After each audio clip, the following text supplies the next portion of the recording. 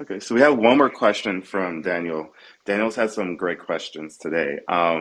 His next one is, what is gonna stop what's gonna stop Analog from going to the graveyard like the rest of the projects that have tried to deal with cross-chain messaging? Yeah, I think like a good product, like a good company is not just like good tech and product, but also good BD and marketing execution.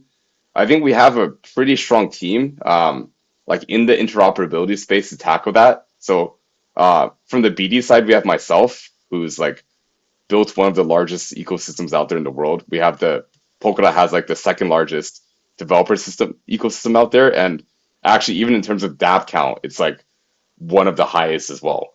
Also, we have the former head, like our head of marketing is the former head of marketing at uh, what used to be called Tendermint, but is now Ignite, right? So like the main company Oh, behind the nice. Polkadot, behind the Cosmos ecosystem as well.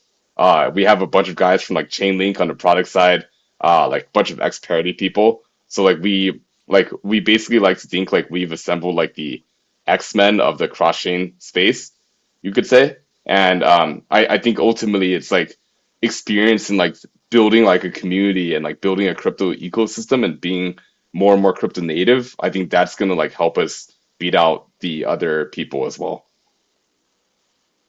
Nice, I definitely agree. Daniel, I saw your comment to join the stage. You can, if you're on mobile, there's a button in the bottom left corner of your screen where you can request to be a speaker. I think he's definitely very interested in what you're building. But yeah, also if you're unable to do that and you're on your desktop, you can also reach out to Eric also and follow up with him at a later time. And I'm sure you'll be willing to like talk more about the project. I definitely am.